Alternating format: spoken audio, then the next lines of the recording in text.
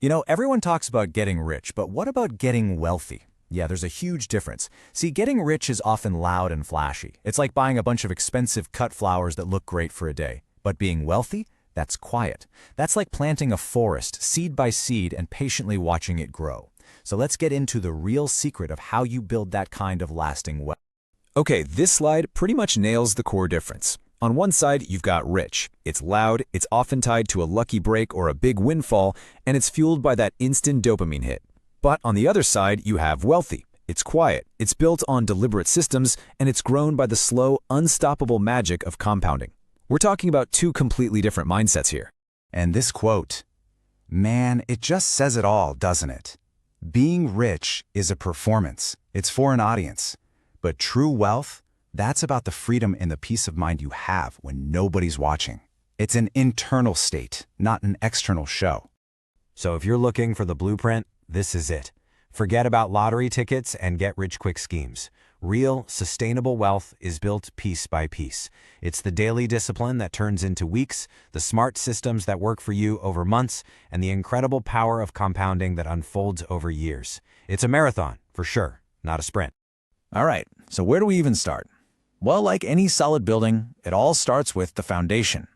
And the first two habits we're going to talk about are all about getting your mind and your daily actions perfectly aligned to build that foundation for quiet wealth. The first habit of the wealthy is that they literally reverse engineer their lives. They don't just wander and hope for the best. Nope. They start with a crystal clear destination. I want to retire at 50 with this much money.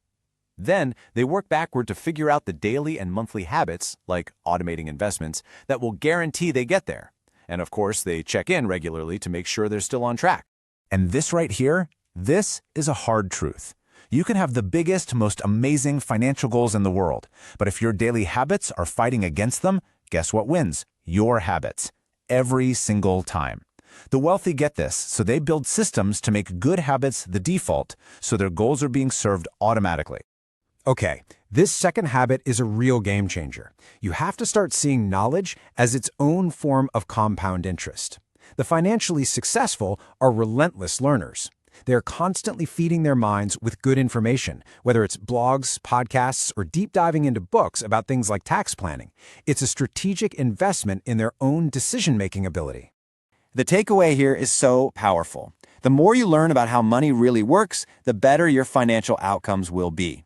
And notice the word multiplies. Financial intelligence doesn't just add to your wealth, it multiplies it because it helps you dodge huge mistakes and spot opportunities that most people miss.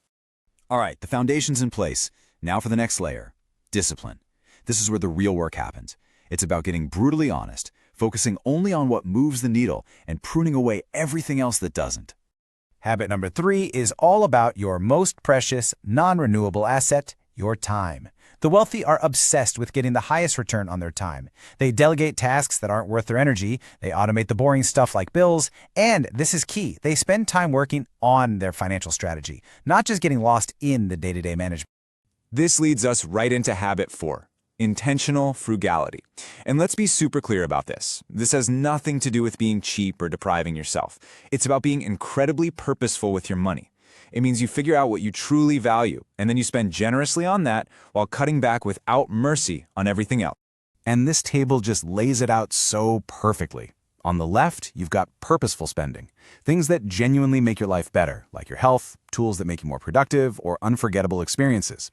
Then on the right, you have the wealth killers, those subscriptions you forgot about, random impulse buys, and stuff you only bought to impress other people. The wealthy pour money into the first column and basically eliminate the second. I love this quote because it totally flips the script. We're also focused on earning more, but playing good defense is just as important. Lasting wealth is so often built on the flashy purchases you don't make and the mindless expenses you avoid. Okay, we've got our foundation and we've built up our discipline. Now it's time to fire up the engine, the part of the system that's actually going to grow your wealth for the long haul. This is all about smart growth and regular maintenance. Habit 5 is practically a requirement for anyone serious about this stuff. You have to build multiple streams of income. Relying on a single paycheck is a massive risk that wealthy people just refuse to take. Whether it's a mix of your salary and investments or a side hustle and rental income, these extra streams give you security and dramatically speed up the whole process. And the sixth habit is one that's so easy to ignore, but it's absolutely critical: the power of rebalancing. Look, life changes and markets change. Your plan needs to adapt. The wealthy have a built-in rhythm for this. They track their net worth, they review their portfolio every quarter, and they rebalance their assets once a year. It's the scheduled maintenance that keeps the engine running smoothly and heading in the right direction. So we've gone through 6 incredibly powerful habits, but honestly, they're all built on top of one single thing: the right mindset. The real secret to all of this, it isn't a tactic, it's a philosophy.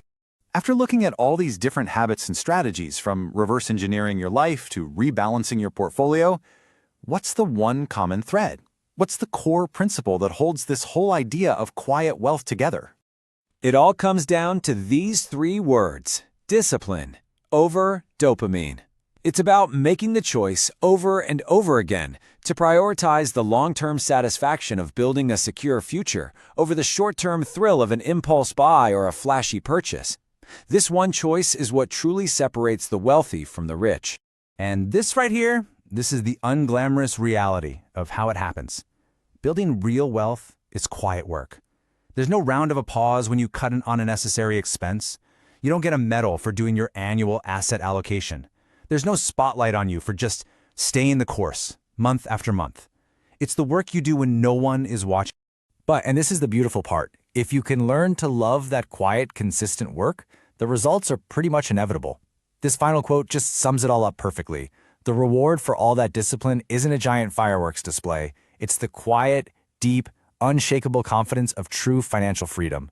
The results will absolutely speak for themselves, just not in a shout, but in a whisper.